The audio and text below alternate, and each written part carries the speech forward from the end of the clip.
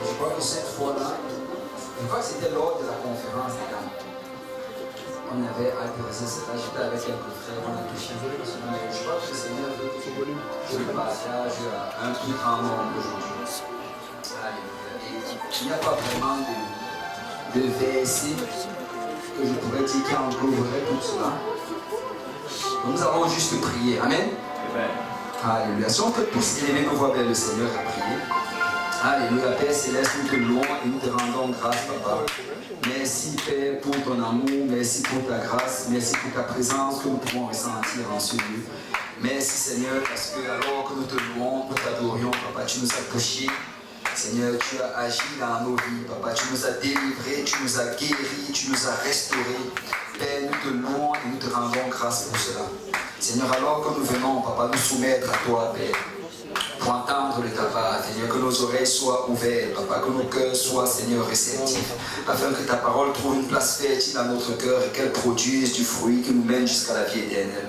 Père, nous venons avec le nom de Jésus-Christ pour nous élever contre toute distraction, contre toute puissance des ténèbres qui veut s'élever contre ta parole en ce lieu. Mais Seigneur, que ta volonté se fasse, Seigneur, que ton règne vienne, Père, et que nous sortons d'ici aujourd'hui transformés par la puissance de ton esprit et par l'efficacité de ta parole. Seigneur, c'est en ton saint nom que nous avons prié. Si l'Assemblée de Dieu peut dire au nom de Jésus. Au nom de Jésus. Alléluia. Au nom de Jésus. Au nom de Jésus. Amen. Si on peut pas nos mains pour le Seigneur. Merci Seigneur. Merci Seigneur. Alléluia. Vous pouvez vous asseoir. En fait, aujourd'hui, soit quand le Seigneur m'a appelé à partager, c'est quelque chose en fait que chaque chrétien devait avoir. Vous savez, quand on regarde la parole de Dieu, quand on regarde ces hommes et ces femmes de Dieu qui ont été utilisés par Dieu, quand on étudie leur vie, on réalise que chacun de ces attributs que je vais citer aujourd'hui, c'était dans leur vie. C'était vraiment un caractère que chacun d'entre eux avait. Et moi, je crois fermement que c'est quelque chose à laquelle nous devons tous aspirer. C'est lors de ma prière quotidienne, je mentionne toujours ces choses. Je demande toujours au Seigneur de me donner cela, de me montrer comment rentrer dans ça. J'aurais besoin de l'aide. Frère Stéphane, est-ce que tu as ta Bible? Super, c'est bon. Si tu peux t'avancer, si tu peux venir t'asseoir ici au premier rang. C'est bon que tu aies ta Bible. J'espère que tu l'amènes toujours. Amen, ça c'est bon. Et on va toucher chacun de ces points-là. Et on va essayer de voir un peu le côté pratique de cela. Amen. Vous savez, souvent c'est bien la prédication. La prédication, ça va nous donner une direction dans le Seigneur. Mais ça prend pas la suite de mettre ces choses en pratique. Amen. Si nous écoutons juste, mais que nous ne la mettons jamais en pratique, il n'y aura aucun changement dans notre vie. Ce dont j'avais partagé et ce dont je vais encore partager aujourd'hui, ce sont vraiment ces 6 attributs-là pour pouvoir grandir dans le Seigneur. Ces 6 attributs pour être utilisés du Seigneur.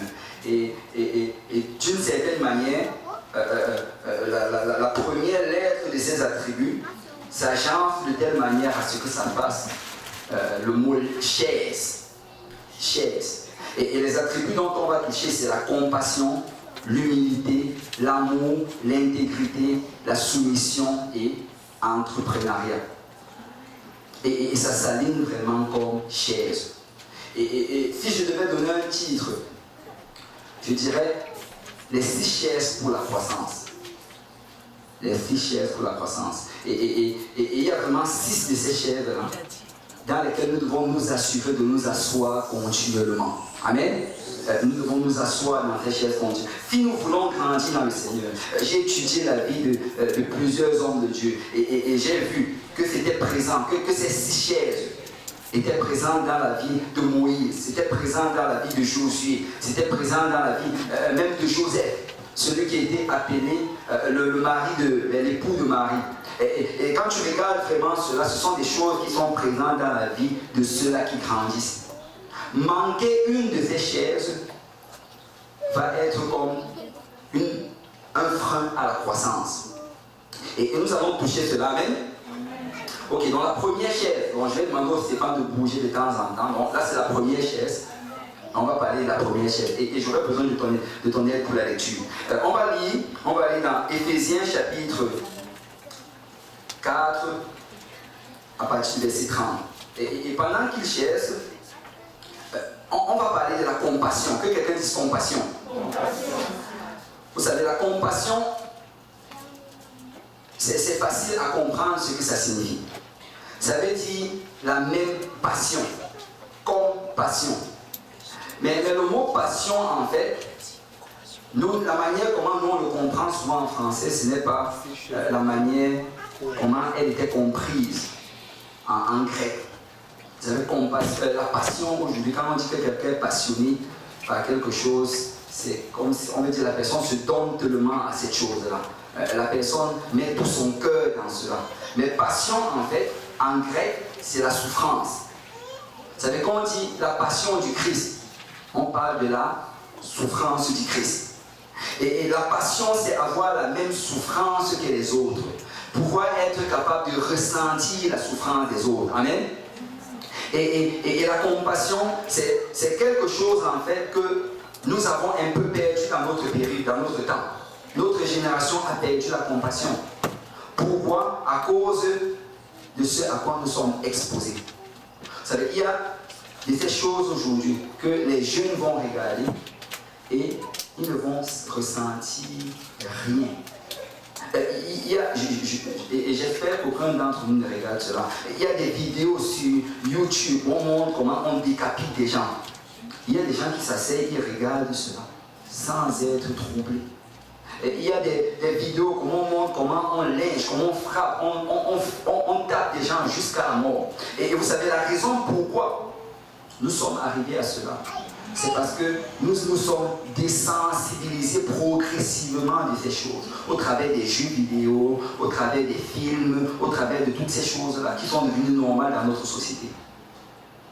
Mais nous devons avoir la compassion. Amen. Un chrétien doit avoir la compassion. Un chrétien doit avoir cette même compassion qui était en Jésus-Christ. Un chrétien ne rit pas quand quelqu'un se fait mal. Amen. Un chrétien ne se moque pas de quelqu'un qui est dans des troubles, qu'il est cherché ou pas. Et nous devons avoir la compassion. Si tu peux lire, frère Stéphane, haut et fort. Ouais. N'attestez pas le Saint-Esprit de Dieu, par lequel vous avez été scellés pour le jour de la rédemption. Si tu vas le lire avec le micro, comme ça tout le monde va pouvoir entendre. N'attestez pas le Saint-Esprit de Dieu, par lequel vous avez été scellés pour le jour de la rédemption. Va jusqu'au verset 32. Que toute amertume, toute animosité, toute colère, toute clameur, toute calomnie, toute espèce de méchanceté disparaissent du milieu de vous. Verset 32.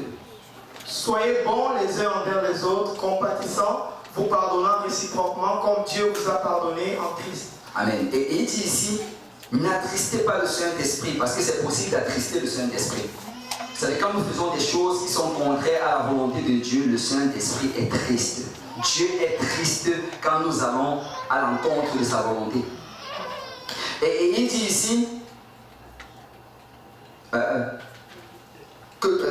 par lequel vous avez été scellés pour le jour de la rédemption, que toute amertume, toute animosité, toute colère, toute clameur, toute calomnie et toute espèce de méchanceté disparaissent du milieu de vous. En fait, il est en train de parler de nos réponses face à l'offense. Il n'est même pas en train de parler ici de nos attaques, mais de nos réponses. Parce que qu'est-ce qui va se passer quand souvent on va être offensé? Il va y avoir de l'amertume dans notre cœur, de l'animosité face à cette personne, de la colère, de la clameur. Et on va même souvent calomnier. Et il dit que nous ne devons pas faire cela. Et regardez le verset 32. Soyez bons les uns envers les autres, compatissants. Et pourquoi est-ce que, vous savez, ces deux passages, ce ne sont pas des passages séparés, ça va ensemble. Ce qu'il est en train de dire ici, c'est que quand quelqu'un t'a offensé, il faut que tu aies de la compassion envers cette personne. Il faut réaliser que si cette personne t'a offensé, c'est parce que cette personne en elle-même est offensée. Vous savez, les gens qui vont faire du mal. Des gens qui vont faire des choses horribles à leurs amis ou à leurs frères ou à leurs prochains. Ce sont des gens qui ont également été offensés. Et quand tu regardes la plupart de ces tueurs en série, la plupart de ces personnes-là qui commettent des crimes horribles, beaucoup qui sont dans les gangs de rue, c'est parce qu'ils ont eu aussi une enfance difficile. Et nous devons réaliser que notre frère ou notre soeur, si elle nous fait quelque chose de mal, c'est tout simplement parce que dans son cœur, elle-même, elle ne va pas bien. Alors nous ne devons pas réagir en donnant également de l'offense. Et Paul dit ici, soyez bons les uns envers les autres, compatissants. Et regardez, il dit, soyez bons, soyez compatissants. Pardonnez-vous réciproquement comme Dieu vous a pardonné. Vous savez, souvent, quand quelqu'un va te dire qu'il manque de compassion, et qu'il veut avoir la compassion, il va dire, oh, je vais aller prier, le Seigneur va me donner la compassion. C'est Paul dit ici, soyez compatissants. Donc ce n'est pas juste de dire que je vais prier pour la compassion. Il faut que tu sois compatissant. Il faut que nous commençons nous-mêmes à volontairement, intentionnellement être compatissants. Commencer à se dire, ok, pourquoi est-ce qu'elle agit comme ça? Peut-être quelqu'un l'a offensé. Peut-être qu'elle a passé une mauvaise journée, peut-être que son patron l'a offensé. Et nous devons chercher à être compatissants. Que quelqu'un dise compassion. Vous savez, comment est-ce que nous avons perdu la compassion? Je l'ai dit tantôt, c'est parce que nous avons été exposés à des choses qui nous ont désensibilisés. Je me rappelle encore le dernier jeu vidéo que j'ai joué, c'était Grand Theft Auto 3. Et ça c'était le dernier, je ne sais plus en quelle année. Mais vous savez, dans ce jeu-là, tu gagnais des points à écraser les vieilles dames qui traversent la route. C'est quand tu vois une vieille dame passer à distance, tu l'écrases.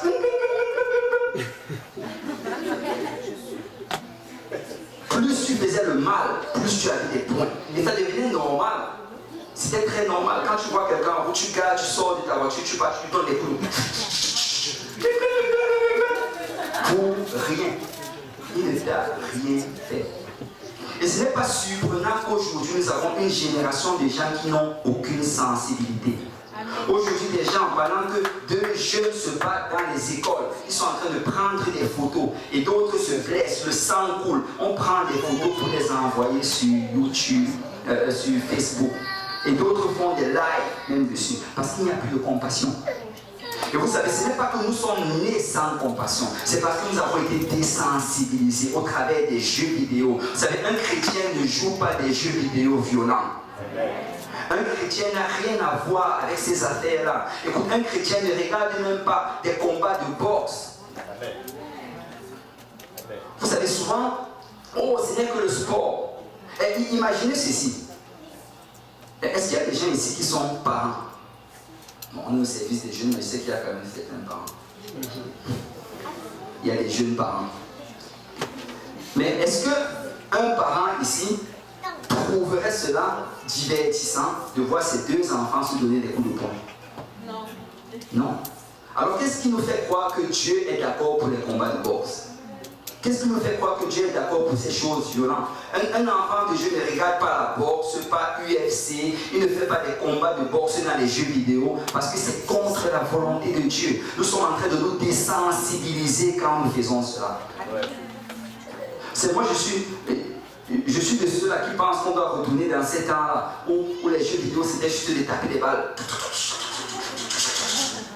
Je ne sais pas s'il y a des gens qui ont joué à ça. Tout ce que tu as fait, c'est de diriger le truc à gauche ou à droite. Je sais qu'on peut être plus sophistiqué, mais si on le soit, que ce soit sans violence. Parce que c'est comme ça que les gens sont désensibilisés. Alors si nous voulons avoir la compassion, numéro 1, on doit nous dépouiller de toutes choses qui nous désensibilisent. On doit sortir ces choses-là qui font à ce que nous ne pouvions plus ressentir les douleurs des autres. On doit se débarrasser de cela. Et numéro 2, nous devons commencer à nous revêtir de la compassion. Vous savez, regardez, Job a dit ceci, on ne va pas y aller, pour gagner le temps. Dans Job 31, verset 1, il a dit, j'ai fait un pacte avec mes yeux afin de ne pas regarder la Vierge. En fait, Job dit, écoute, j'ai décidé de ne pas laisser n'importe quoi traverser mes yeux.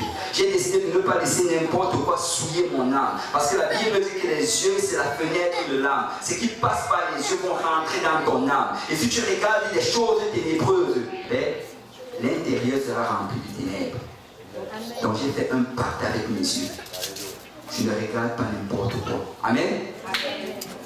Mais vous savez, la deuxième chose après cela, maintenant que tu te dépouilles de certaines choses, que tu enlèves certaines choses de devant tes yeux, que tu enlèves des choses de ta maison, que tu enlèves des choses de ton téléphone cellulaire, ça c'est une révélation pour quelqu'un.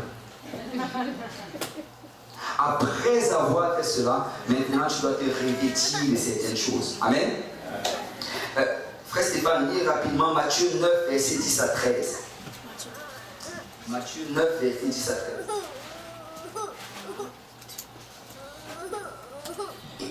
Comme Jésus était à table dans la maison, voici beaucoup de publicains et de gens de mauvaise vie vinrent se mettre à table avec lui, avec ses disciples. Les pharisiens virent cela et ils dirent à ses disciples, pourquoi votre maître mange-t-il avec les publicains et les gens de mauvaise vie? Ce que Jésus ayant entendu, il dit, ce ne sont pas ceux qui se portent bien et qui ont besoin, ce ne sont pas ceux qui se portent bien qui ont besoin de médecins, mais les malades. Allez et apprenez ce que signifie je prends plaisir à la miséricorde et non au sacrifice, car je ne suis pas venu appeler les justes, mais les pécheurs. Et on nous dit ici que Jésus, il était à table avec beaucoup de publicains. Il était à table avec beaucoup de gens de mauvaise vie. Les pharisiens le regardaient, on dit, mais qu'est-ce qu'il a à faire à s'asseoir avec ces gens? S'il dit vraiment qu'il est quelqu'un de saint, pourquoi s'asseoir avec ces personnes? Vous savez, pour avoir la compassion, ça prend de se tenir avec ceux-là qui sont dans le besoin. Ça prend d'aider les gens qui sont dans le besoin. Vous savez, la compassion, ça vient vraiment en s'impliquant. C'est impossible, en fait, de ressentir la douleur de quelqu'un en restant très très loin de cette personne. Si tu dois ressentir la douleur de cette personne, il faut que tu commences à t'approcher des personnes. Donc si tu veux avoir la compassion, ce que tu dois faire, c'est commencer à aider les gens.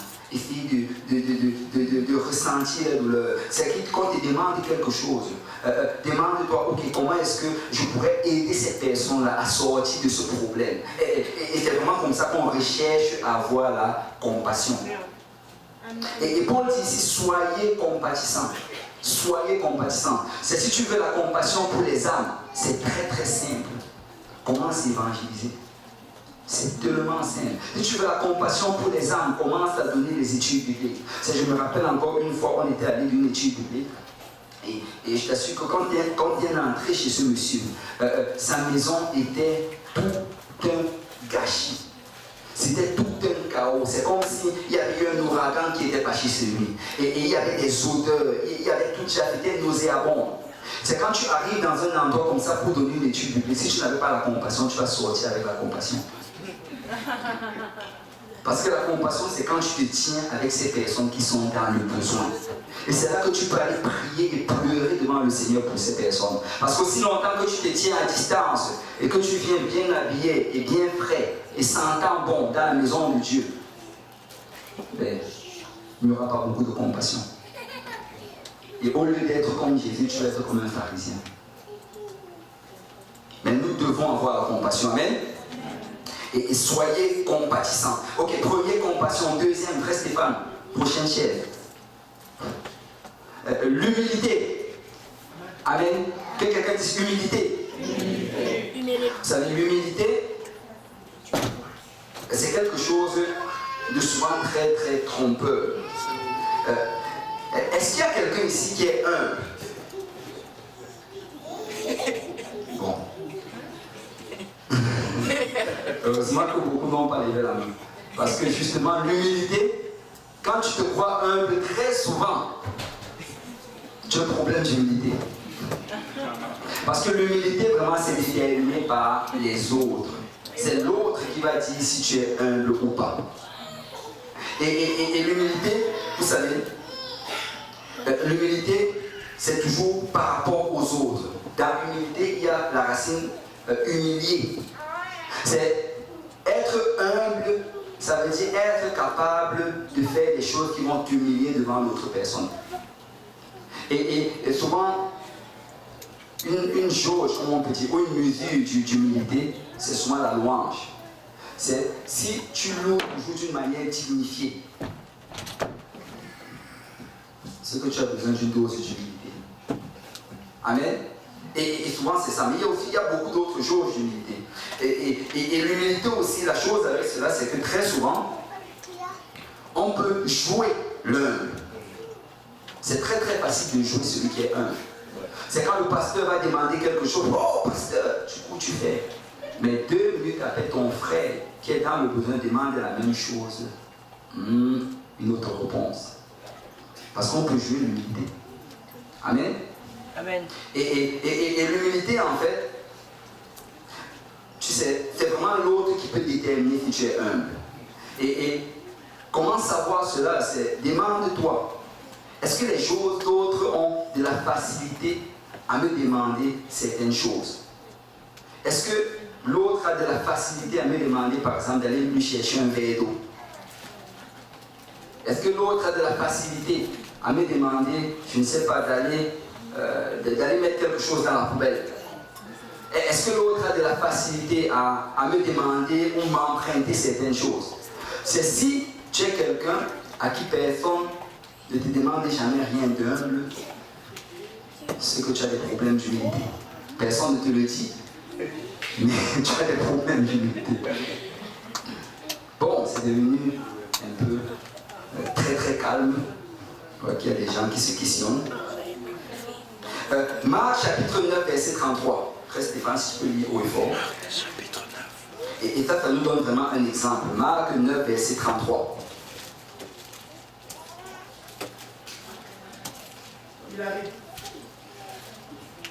Ils arrivèrent à Capernaum. Lorsqu'il fut entré dans la maison, Jésus leur demanda, de quoi discutiez-vous en chemin? Et ils gardèrent le silence, car en chemin, ils avaient discuté entre eux pour savoir qui était le plus grand. Amen. Et donc, là, ils arrivent, et là, Jésus qui sonde les cœurs et les reins, et qui comprend toutes choses, même les choses qui sont dites dans le secret. Il se retourne et leur dit, ok, quand on était en route, de quoi est-ce que vous étiez en train de parler dans mon dos? Et là, personne ne voulait dire. Et la Bible nous dit que parce que en chemin, ils discutaient pour savoir qui était le plus grand. Que parmi nous les 12, qui penses-tu? Qu'est-ce que tu penses? Moi, je crois que c'était l'autre qui est plus grand. C'est toi l'autre qui est plus grand. Je crois que quand le Seigneur Jésus va mourir, c'est lui qui prend les commandes. Et verset 35. Alors il s'assit, appela les 12 et leur dit, si quelqu'un veut être le premier, il sera le dernier de tous et le serviteur de tous. Amen. Donc il les appelle, il s'assoit et dit, écoutez bien ceci, si quelqu'un veut être le premier, il sera le serviteur de tous. C'est dans le monde, pour gravir les échelons, ça prend de marcher sur les autres. Mais dans le Seigneur, ça prend de se rabaisser au-dessous de tout le monde. Ça prend de faire cette tâche-là que personne d'autre ne veut faire. Ça prend de s'humilier, que quand on te regarde dans l'église, on te regarde que lui là c'est le moindre des rien. Vous savez, très souvent, on est offensé quand on nous maltraite, ou bien quand on nous calomnie, quand on se moque peut-être de notre culture, ou bien de notre pays, ou bien de notre nationalité, ou bien quand on se moque de nous quand on n'a pas beaucoup d'éducation. Mais est-ce que vous réalisez que ça c'est le moment où on ressemble le plus au Seigneur Jésus-Christ? C'est quand tout le monde te regarde, il se moque de toi, c'est le moment où tu ressembles le plus au Seigneur Jésus. C'est le moment où réellement tu es le plus grand dans la maison du Seigneur. Et nous ne devons pas être offensés par rapport à ça. Si quelqu'un te regarde, et après, je crois que le pasteur, c'est lui qui imite très très bien ça, qu'une seule te regarde, elle fait... Il faut que je le pratique. Écoute, c'est là que tu ressembles au Seigneur Jésus-Christ. Parce qu'on s'est moqué de lui, on a craché sur lui, on a arraché sa barbe, on l'a promené nu dans les rues de Jérusalem. Ça, c'est le moment où tu le ressembles le plus. Et je vais te dire ceci, dans ce moment-là, il était le plus grand. Il était le plus grand. Et il a dit que celui qui sera le plus petit sera le plus grand. C'est quand tu sais que tu es grand, tu n'es pas offensé quand les pauvres se moquent de toi. Amen.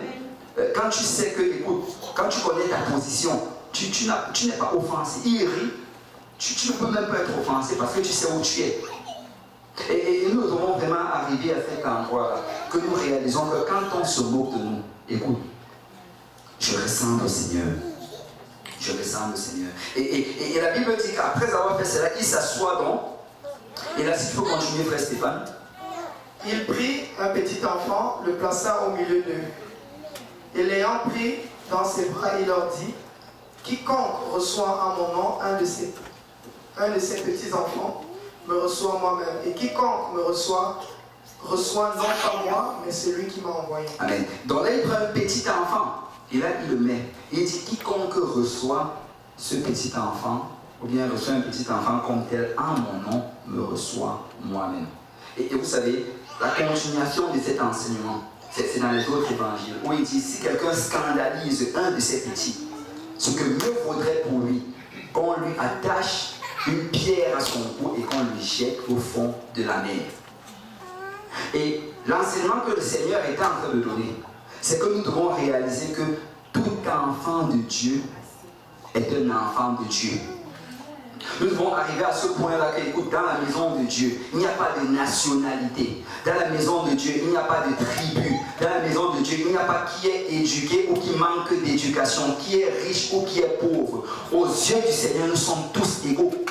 Et si tu favorises un et tu méprises l'autre, tu auras des problèmes avec le Seigneur. Ou si tu dis, oh lui il vient peut-être de, je ne sais pas, on a grandi ensemble et tu le favorises. Et l'autre, parce que peut-être c'est quelqu'un avec qui tu n'as aucune affinité, tu as des problèmes avec le Seigneur. Parce qu'il a dit que si tu scandalises le plus petit, c'est mieux pour toi qu'on attache une corde à ton cou à une grosse pierre et on te jette au fond de la mer. Peuple de Dieu, il ne devrait pas y avoir de problème entre nationalités dans la maison de Dieu. Il ne devrait pas y avoir de problème entre ceux qui ont de l'éducation et ceux qui n'ont pas de l'éducation. Il ne devrait pas y avoir de problème de race ou bien des problèmes de je ne sais pas quoi. Parce que nous sommes tous un dans le Seigneur. Un seul peuple, un seul Dieu, une seule église. Nous sommes un. Et une seule nationalité. Et nous devons faire attention à comment nous nous traitons les uns les autres. Vous savez, très souvent, nous ne prêtons pas attention à cela, mais le Seigneur prête attention. Nous devons faire très attention. Et regardez, quand Paul s'est levé contre l'Église, le Seigneur a dit, pourquoi me persécutes-tu? Chaque fois qu'on se lève contre un enfant de Dieu, on se lève contre le Seigneur lui-même. Et ça prend d'être humble. Amen. Ça prend d'être humble. Comment donc s'humilier? Comment s'humilier dans le Seigneur? Dans le livre de Philippiens chapitre 3, on ne va pas le lire, mais dans Philippiens chapitre 3, on voit comment le Seigneur lui-même, Paul, quand il enseigne, il dit que Jésus s'est humilié lui-même. Pour devenir humble, ça prend de s'humilier soi-même. C'est si quelqu'un d'autre t'humilie, tu vas t'offenser contre la personne. Mais ça prend que tu t'humilies toi-même. Regardez, Matthieu chapitre 23, verset 11. Si tu peux lire, Stéphane. Matthieu 23, 11. Et ça, c'est vraiment vers la fin du ministère du Seigneur Jésus. Là, il rassemble ses disciples, il les place au même endroit. Si tu peux lire. Le plus grand parmi vous sera votre serviteur. Quiconque s'élèvera sera abaissé, et quiconque s'abaissera sera élevé. Amen. Là, sur le verset 12, tu vas lire. Donc, c'est ça, il dit, le plus grand parmi vous sera grand parmi vous sera votre serviteur. Quiconque s'élève sera rabaissé, quiconque se rabaisse sera élevé. Et c'est vraiment le point pour dire que nous devons nous rabaisser. Et le Seigneur nous a donné cet exemple vraiment à la fin de son ministère. La Bible dit qu'alors qu'il a rassemblé les 12, il est allé, il a pris un seau d'eau, il a mis une serpillère dans le seau d'eau, et là, il est sorti, il est venu les trouver où ils étaient assis. Et là, il s'est baissé devant ses serviteurs Et les uns après les autres, il a commencé à leur laver les pieds. Il les a lavés les pieds. Vous savez, ça c'est la chose la plus humiliante que quelqu'un puisse faire. Là, je me demande si on ne peut pas faire un service de lavage de pieds là-dessus. J'en vais être embarrassé. Bon, je n'ai pas mis les bonnes choses. Mais vous savez, ça c'était la chose la plus humble à faire. La chose la plus basse. La chose, quand tu fais cela, tu réalises vraiment que tu es un serviteur. Quelqu'un dit ceci, que tu sais, si tu as le cœur d'un serviteur, le jour où on te traite comme un. Ou tu peux dire, je suis un serviteur, mais le jour où on te dit, ramasse-moi ça.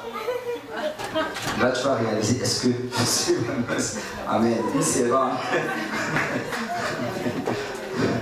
Et c'est vraiment quand on te traite comme un que tu réalises si tu es un serviteur. Et nous devons vraiment nous exercer à cela. Nous devons être les serviteurs les uns les autres. Amen. Troisième chaise, l'amour. Reste pas une prochaine chaise. L'amour. Ok, aimer, vous savez, aimer c'est quelque chose aussi qui a été mal défini en notre temps. On a changé la définition de l'amour. Si tu peux aller dans 1 Corinthiens, chapitre 13, versets 4 à 7. Et aimer vraiment a été mal défini. L'amour aujourd'hui, c'est quand quelqu'un te fait du bien, que tu fais aussi le bien à l'autre personne. Oh, elle-même dont je l'aime. Ce n'est pas ça l'amour devant Dieu. C'est le Seigneur Jésus a dit ceci, que si tu aimes celui que tu aimes, il n'y a aucune vertu là-dedans, que même les pharisiens le font. Vous savez, même les gens qui sont dans la mafia, ils aiment les gens qui les aiment. Fratello, moi je l'aime. Mais ceux qui ne les aiment pas, ils les tuent. Et si tu es en train d'agir de cette manière-là, ben, il n'y a aucune vertu là-dedans. Parce que l'amour selon Dieu, c'est différent de l'amour selon le monde. Jésus dit, aimez vos ennemis, priez pour ceux qui vous font du tort, bénissez ceux qui vous maudissent. C'est vraiment ça l'amour selon Dieu. Frère Stéphane, 1 Corinthiens chapitre 13, la partie verset 4. La charité est patiente. La charité est patiente. Elle est pleine de bonté. Pleine de bonté. La charité n'est point envieuse. La charité ne se vante point. Elle ne s'enfle point d'orgueil. Elle ne fait rien de malhonnête. Elle ne cherche point son intérêt. Elle ne s'irrite point. Elle ne soupçonne point le mal. Elle ne se réjouit point de l'injustice, mais elle se réjouit de la vérité. Elle excuse tout. Elle croit tout. Elle espère tout. Elle supporte tout. Amen. La charité ici, l'amour, ce qu'on appelle l'amour agapé, le vrai amour selon Dieu, c'est un amour qui se démontre en fait quand les choses vont mal. Ça c'est envers des personnes qui t'ont fait du tort. C'est ça le vrai amour selon Dieu. L'amour selon Dieu, ce n'est pas quand quelqu'un te fait du bien, mais c'est quand quelqu'un te fait du mal. Tant que quelqu'un ne t'a pas offensé, tu ne sais pas si cette personne, si tu aimes cette personne. Tant qu'il ne t'a pas offensé, vous êtes juste à la première dimension, l'amour charnel. Amen. Mais le jour où la personne t'offense, et que ce jour-là, la personne va s'asseoir à gauche dans l'église, et toi tu vas t'asseoir à droite, là tu vas réaliser que je n'aimais pas cette personne. Parce que le vrai amour, c'est quand la personne t'offense. Ce jour-là, tu arrives plutôt à l'église. Tu pries pour la personne. Et tu as déjà acheté un cadeau pour cette personne. Et quand elle vient, tu lui donnes cela. Je t'aime. C'est ça le vrai amour. C'est ça le vrai amour. On va changer notre manière de définir la parole du Seigneur. Ne regardons pas ça selon le monde, mais regardons selon la parole. Amen. Regarde, et j'ai la preuve. Les gens rient, d'autres doutent par rapport à cela. Mais c'est vrai. C'est vrai. La Bible dit que quand nous étions encore pécheurs, Christ est mort pour nous. Quand nous étions encore ses ennemis, il nous aimait déjà. Et la plus grande démonstration d'amour, c'est quand tu peux mourir pour quelqu'un. Amen. La Bible dit ceci, qu'il n'y a point de plus grand amour que de mourir pour ses amis.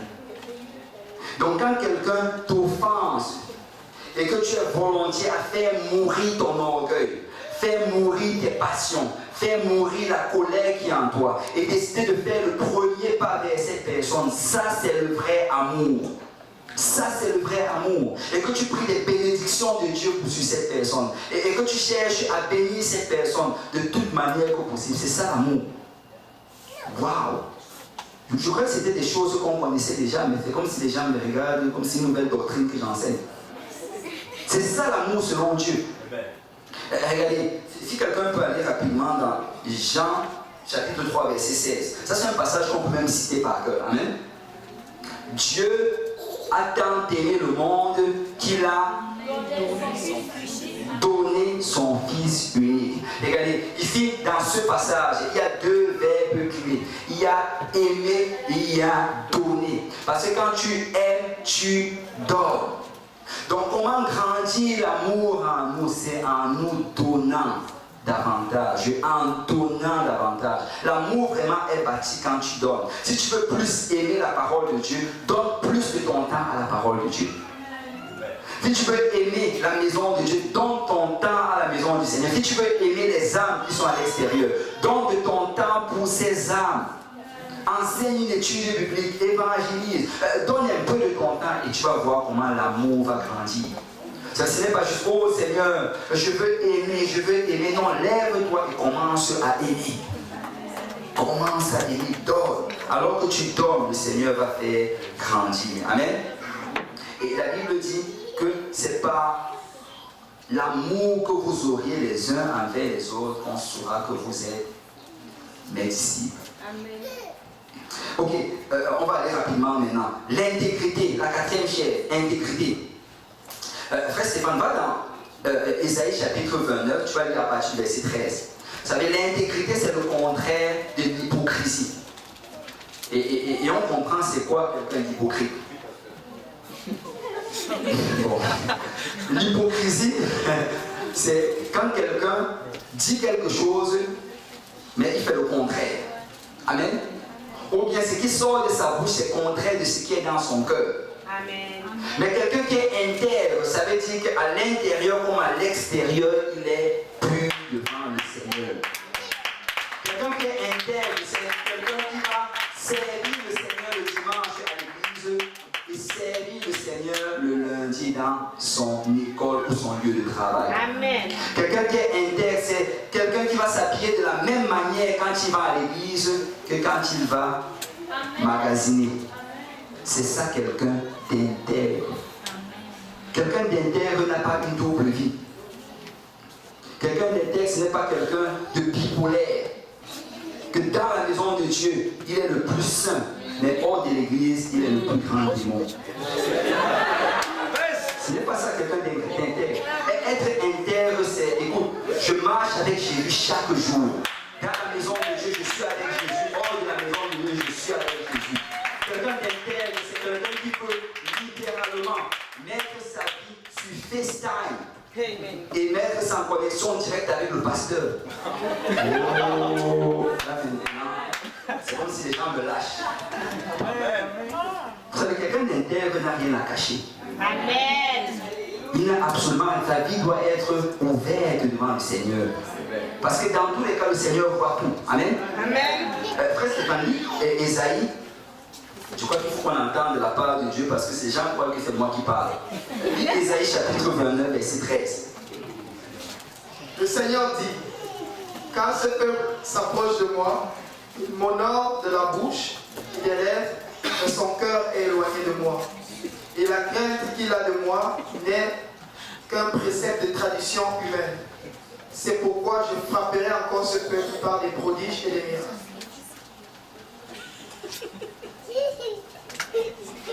Et la sagesse de ces sages périra et l'intelligence de ces hommes intelligents disparaîtra. Malheur à ceux qui cachent leurs desseins et qui les dérobent à l'Éternel, qui font leurs œuvres dans les ténèbres et qui disent, qui nous voit, qui nous connaît. Qui font leurs œuvres dans les ténèbres, qui nous disent, qui nous voit, qui nous connaît. Vous savez, c'est tellement ridicule de faire des choses dans les ténèbres. Parce que Dieu voit tout. Dieu voit absolument tout.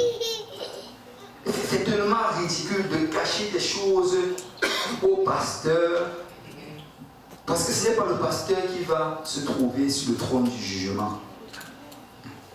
Vous savez, les pasteurs qui sont là, ils sont juste là pour vous aider. eux-mêmes aussi, nous-mêmes aussi, je dirais, on travaille pour notre salut, avec crainte et tremblement. Et nous sommes juste là pour aider. Il ne va jamais avoir quelqu'un qui va dire, oh pasteur, j'ai fait ceci, pardonne-moi pasteur. Le pasteur dit, ok, sors de l'église, je ne veux plus jamais te voir ici. Ça ne va jamais arriver.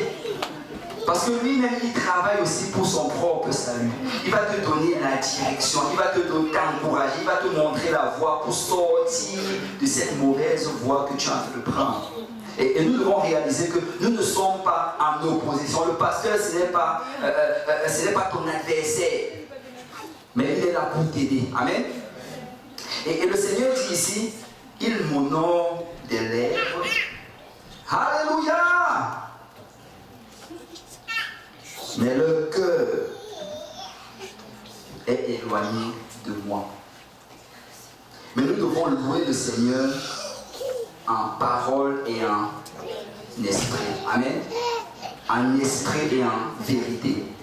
Et nous devons être intègres. C'est important. Quand tu regardes, en fait, vous savez, quand nous vivons notre vie en cachant les choses, le diable va capitaliser sur cela. Le diable, en fait, il est un maître pour aller fouiller dans ces choses-là qui sont dans les ténèbres et s'assurer de te garder captif avec cela. C'est le moindre moment que tu auras envie de faire quelque chose pour le Seigneur, il va remettre ça à la surface. Je te rappelle que tu as fait ceci. Oh, imagine si le pasteur savait cela. Si tu commences à évangéliser, là, je vais lui dire. Et il va garder des gens captifs comme cela. Parce qu'il y a des choses qui sont dans les ténèbres. Des choses en fait qu'il peut élever contre toi en jugement. Mais vous savez, la clé de cela, c'est tellement simple. C'est juste d'exposer. Juste d'exposer. Vous savez, aucun d'entre nous n'est parfait. Amen. Aucun d'entre nous en fait n'est à l'abri. Paul dit que celui qui est debout prenne garde de ne pas tomber. Parce que nous pouvons tous tomber dans le pire des péchés possibles. Mais la chose, c'est si nous restons toujours avec une vie ouverte devant le Seigneur, ouverte devant nos pasteurs, et que nos problèmes, les situations dont on fait face, qu'on ne fasse pas juste semblant, mais que nous soyons honnêtes. En étant honnêtes, on pourra obtenir de l'aide. Amen. Nous pourrions obtenir de l'aide. Amen. Amen. Regardez, on va aller dans... Je n'étais même pas dans mes notes, mais on va aller dans Psaume. Psaume chapitre 51. Non, 32, pardon. Psaume chapitre 32. Et regardez, à partir du verset 1 de David, cantique. Heureux celui à qui la transgression est remise, à qui le péché est pardonné. C'est David qui a écrit cela après que Nathan le prophète lui a dit, Dieu te pardonne de ton péché.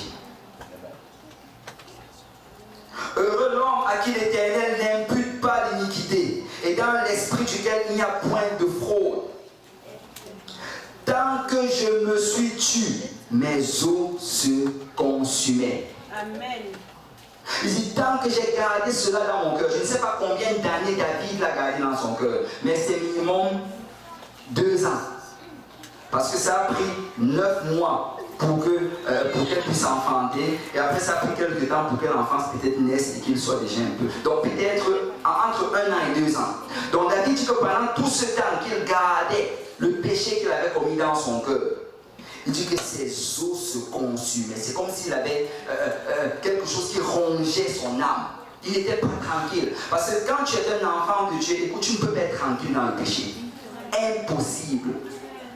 Et tu vas venir dans la maison de Dieu. Les gens vont louer, adorer. Tu vas peut-être essayer de faire semblant, mais ton cœur sera lourd.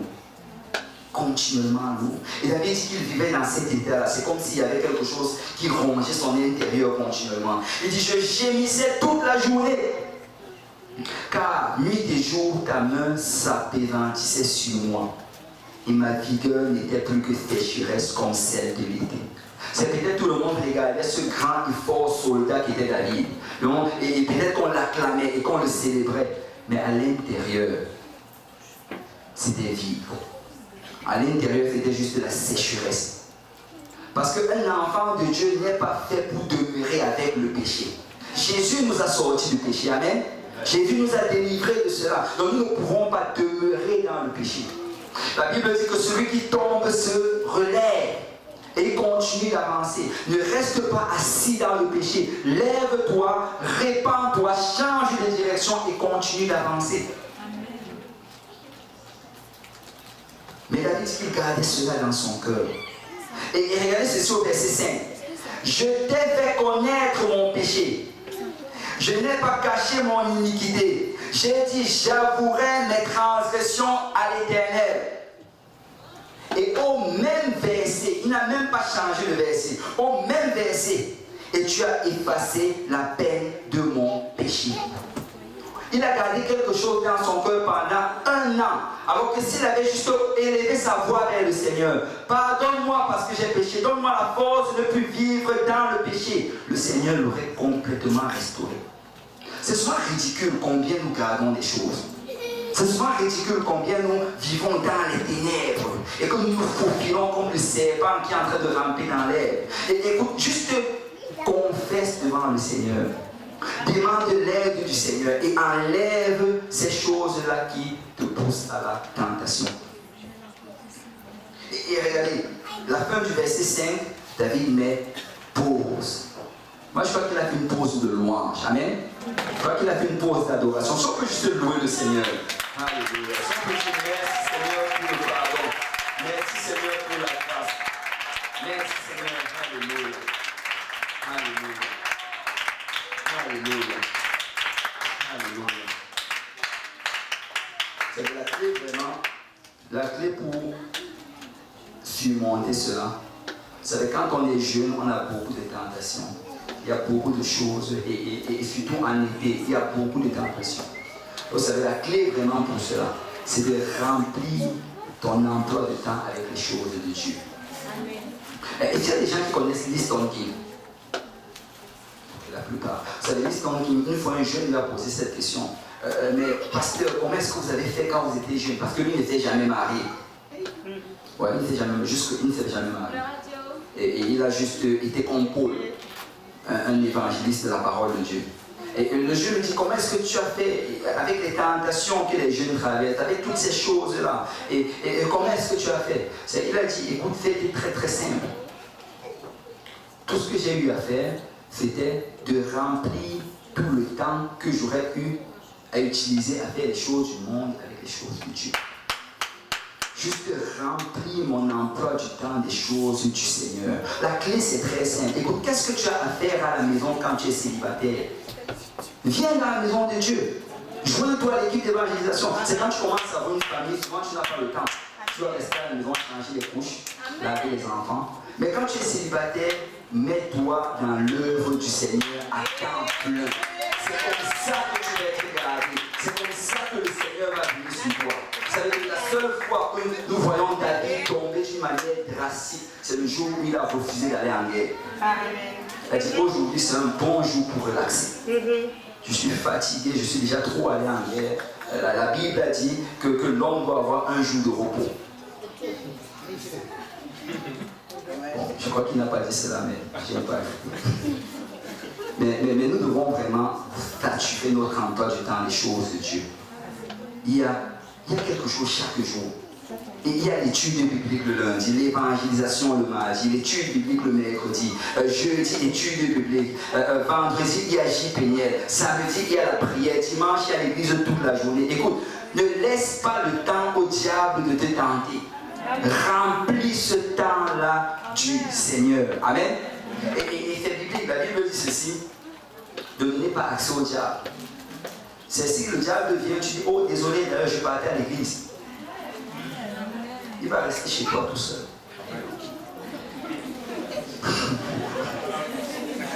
Et quand tu vas rentrer le soir, tu vas le chasser. Amen. Alléluia. Ok. 5e chaise. Frère Stéphane, 5e chaise, la soumission. Que tout le monde dise soumission. Soumission. La soumission. Pendant, frère Stéphane, va dans Jean chapitre 6, verset 10. Vous savez, la soumission, est différent de l'humilité. L'humilité, être humble, c'est un état que je me rabaisse au-dessous de tout le monde. C'est ça, être humble. Et tu vis continuellement dans l'humilité. Mais la soumission, en fait, c'est... La soumission, en passant, ce n'est pas quand tu es sous la même mission, comme c'est intense. Que, oh oui, on est dans la même mission, on voit de la même manière, ça c'est la soumission. Le pasteur te demande de faire quelque chose. Oh d'ailleurs, je pense, le Seigneur m'avait dit qu'on devait le faire comme ça. Alléluia, je suis soumis, ce n'est pas ça la soumission. La soumission, c'est quand tu penses et tu es sûr et certain que c'est l'autre direction qui est la bonne. C'est quand le pasteur te dit, bon, laissons le pasteur, parce que le pasteur, c'est souvent très facile, comme j'ai dit tantôt, d'être un bon comédien.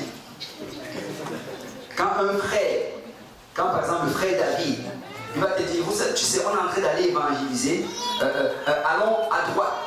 Je crois que le Seigneur m'a dit qu'on doit aller à droite. Et là, tu regardes David, tu dis que moi j'ai prié ce matin, moi j'ai prié 2 heures, je ne sais pas combien de temps tu as prié. On va aller à gauche. Et si David était le dirigeant de l'évangélisation ce jour-là, et là, même si tu es plus grand que lui, tu regardes et tu réalises que tu as plus prié que lui, et que tu as décidé, tu as même eu une vision que nous devons aller à gauche.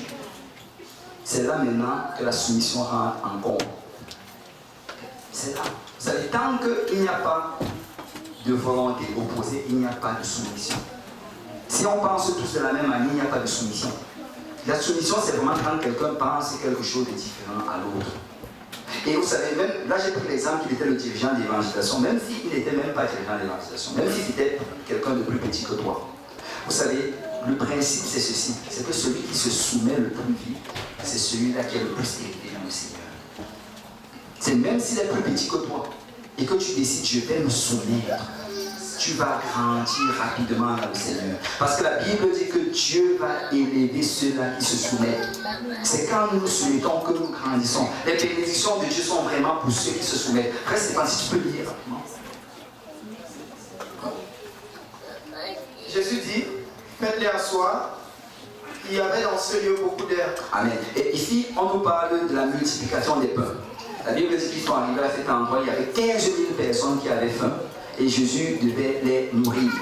Et là, on lui apporte le repas d'un petit garçon. Et là, quand il le prend, c'était 5 pains et 2 poissons. Et là, il était sur le point de le multiplier. La première des choses qu'il demande, c'est faites-les asseoir. Et la Bible nous mentionne bien ici qu'il y avait beaucoup d'air. Est-ce qu'il y a quelqu'un ici qui s'est déjà assis à un endroit où il y a beaucoup d'air? Est-ce qu'il y a des gens ici là qui ont eu des boutons après sur leur vie? Ne levez pas beaucoup. Parce que quand tu t'assois à un endroit où il y a beaucoup d'herbe, ça va te piquer, ça va te gratter, tu vas être inconfortable. Donc ce n'était pas une chose facile pour eux de le faire. Mais moi je crois que c'était un test de soumission. Et là, qu'est-ce qui s'est passé? Tu peux continuer à lire. Ils s'assirent donc au nombre d'environ 5000 hommes. Ils se sont assis. Pourquoi la Bible mentionne cela? Pourquoi est-ce qu'ils doivent nous mentionner qu'il y avait tel nombre de personnes qui étaient là et que le Seigneur a même demandé que vous devez vous asseoir? Normalement, tu passerais cela et je te dirais ça n'a pas d'importance. Je suis que plusieurs l'ont même déjà lu sans prêter attention à cela. Mais regardez le prochain verset, verset 11. Jésus prit les pains, rendit grâce et il les distribua à ceux qui étaient assis. Il les distribua à ceux qui étaient assis. Si Jean mentionne ceux qui étaient assis, ça veut dire qu'il y a un groupe de rebelles qui ont dit qu'ils ne vont pas s'asseoir. Je peux manger mon pain debout. Il a dit de s'asseoir, ça veut dire que c'est facultatif.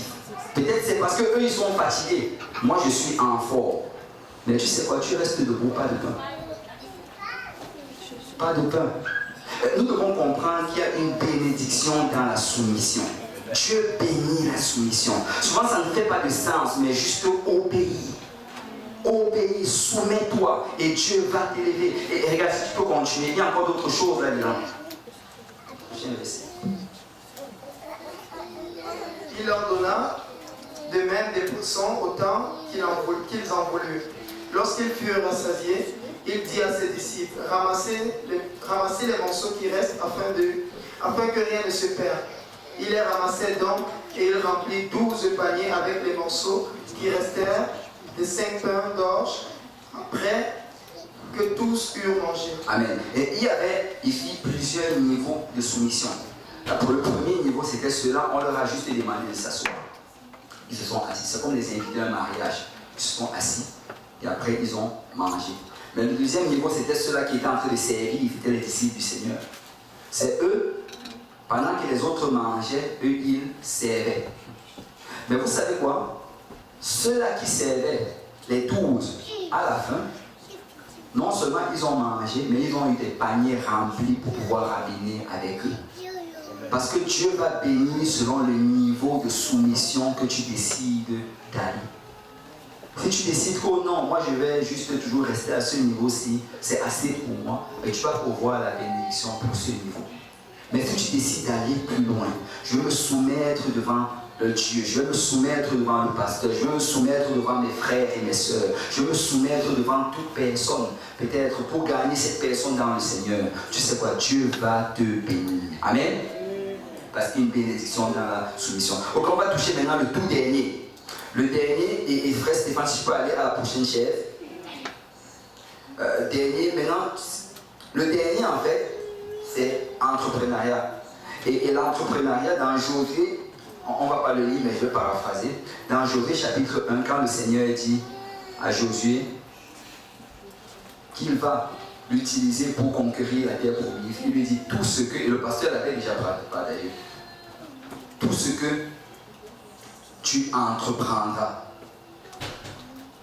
Tout ce que tu entreprendras. En fait, il lui dit qu'il va lui donner tout ce qu'il va entreprendre de prendre ou bien de faire. Parce que si nous voulons grandir dans le Seigneur, ça prend d'entreprendre. C'est très souvent nous voulons rester d'une manière passive et attendre que Dieu commence. Mais souvent Dieu veut que nous commençons. Amen. Regardez dans Matthieu chapitre 7, verset 7. La Bible dit, je croyais que les gens allaient le citer avec moi. Demandez et l'on vous donnera. Cherchez et vous trouverez. Frappez et on vous s'ouvrira. Donc le Seigneur nous demande littéralement nous-mêmes de nous lever et de commencer à demander. Tu dois demander au Seigneur. Seigneur, j'ai besoin de telle chose. Seigneur, aide-moi dans telle chose. Seigneur, donne-moi une âme à gagner cette année. Seigneur, donne-moi une personne à enseigner une étude de lui. Ça prend d'entreprendre. Et après avoir demandé, tu passes au prochain niveau. Tu commences à chercher.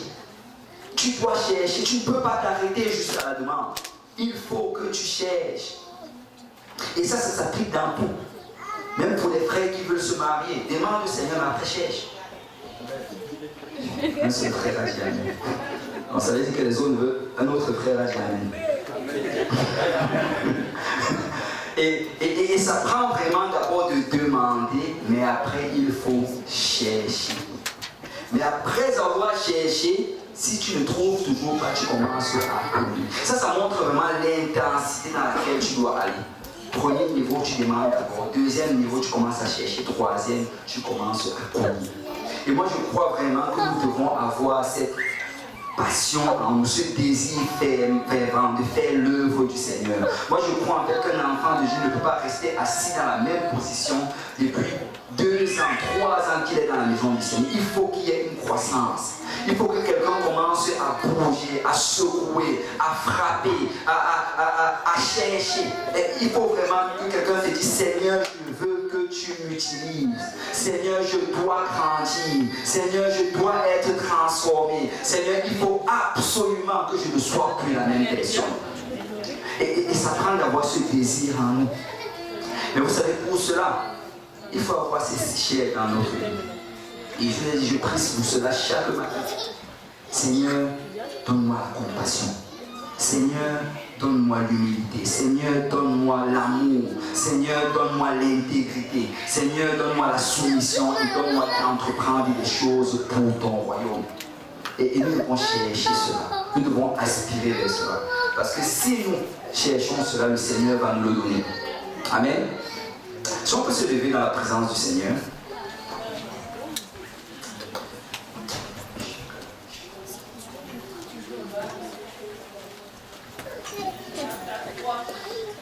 Alléluia. Ce qu'on va faire, ça va être simple.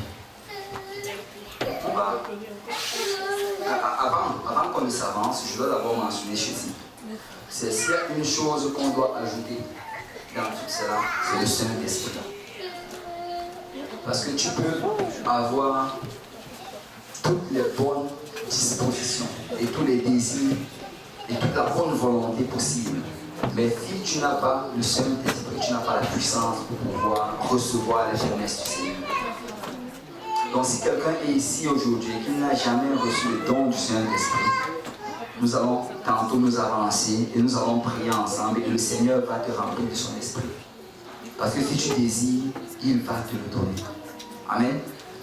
Et si tu es ici aujourd'hui, tu n'as pas encore été baptisé au nom de Jésus pour le pardon de tes péchés, nous pouvons te baptiser. La Bible dit que Pierre, le premier jour de la naissance de l'Église, il a prêché l'Évangile et il a dit, répentez-vous, que chacun de vous soit baptisé au nom de Jésus pour le pardon de vos péchés et vous recevrez le don du Saint-Esprit. C'est pour recevoir les promesses du Seigneur. Toute promesse de Dieu, ça passe d'abord par la repentance, où tu demandes pardon au Seigneur pour tes péchés.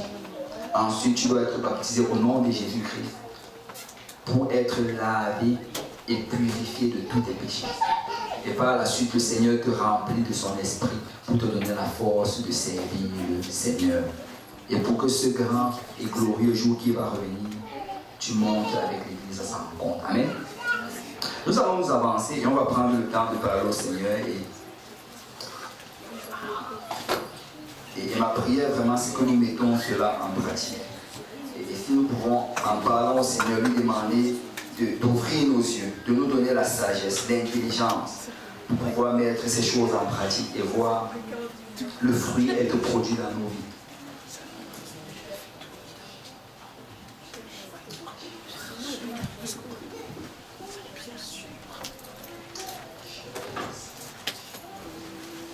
Alléluia. Oui, Seigneur. Oui, Seigneur. Oui, Seigneur. Alléluia. Et si on peut élever nos voix sur chacun, juste à l'endroit où il est, il peut parler au Seigneur. Alléluia. Je ne sais pas lequel de toutes ces attributs qui te manque le plus, ou bien lequel qui est déjà un peu développé en toi. Et tu peux parler au Seigneur et lui demander vraiment d'ouvrir tes yeux et de te donner la sagesse pour que tu puisses grandir dans cela, que tu puisses grandir dans la compassion, que tu puisses grandir dans l'humilité, dans l'amour, dans l'intégrité, dans la soumission, que tu puisses entreprendre des choses pour le Seigneur.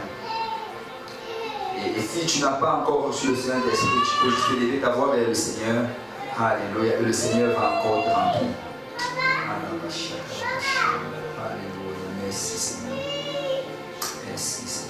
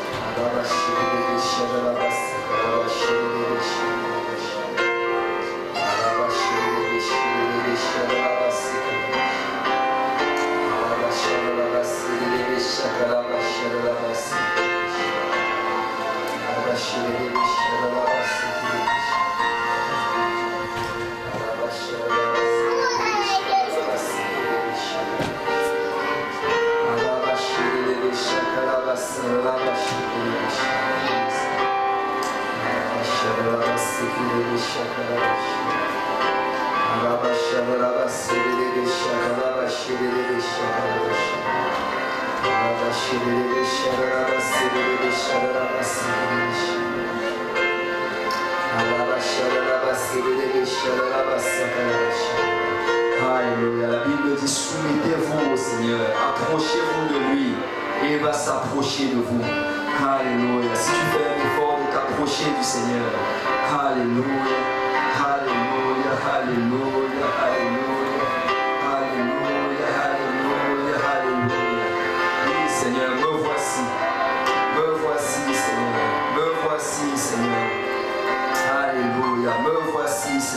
Purifie mon cœur, Seigneur. Nettoie, Seigneur, mes mains, Papa.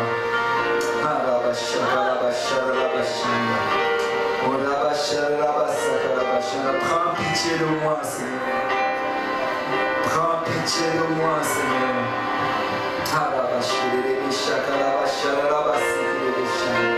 Prends pitié de moi, Père. Alléluia. Prends pitié de moi, Papa.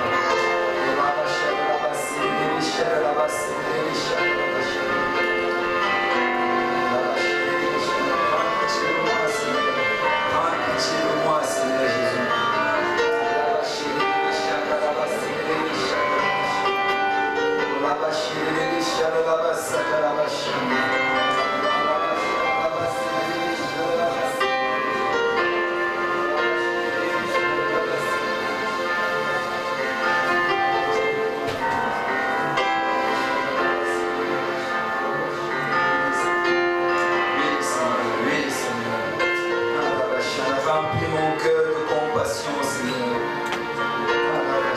Compassion, Seigneur, pour mes frères. Compassion, Seigneur, pour mes soeurs. Compassion, Seigneur, pour les âmes.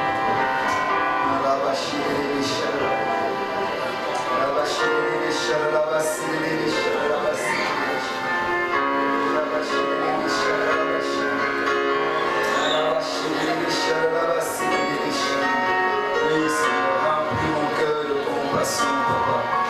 Remplis mon cœur d'humilité, Père. Je vais être humble, Seigneur, devant toi. Je vais être humble, Seigneur, devant mes frères. Je vais être humble, Seigneur, devant mes soeurs.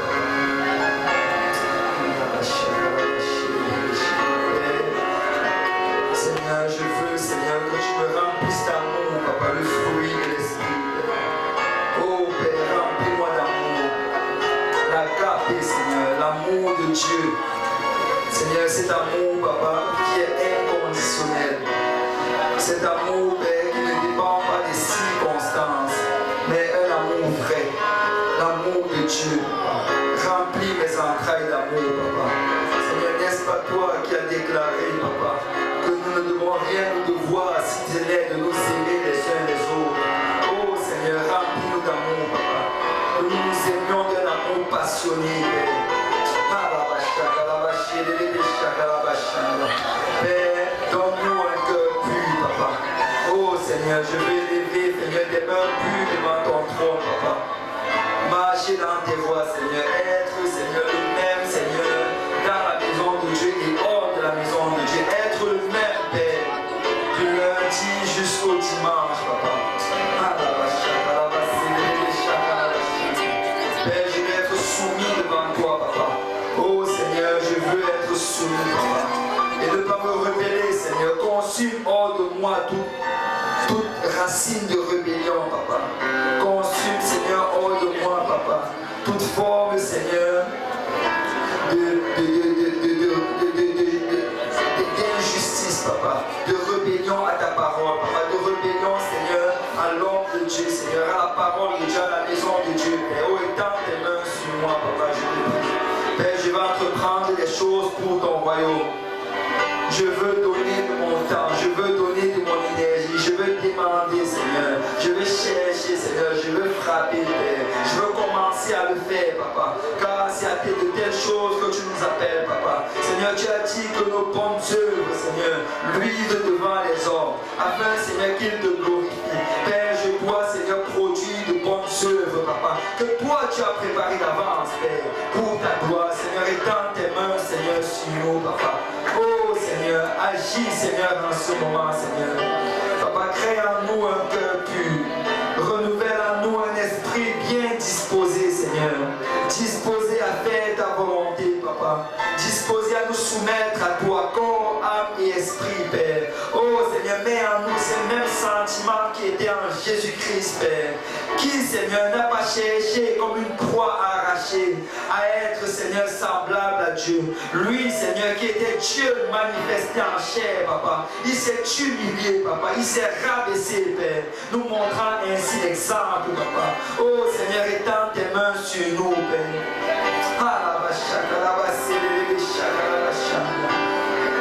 Alléluia.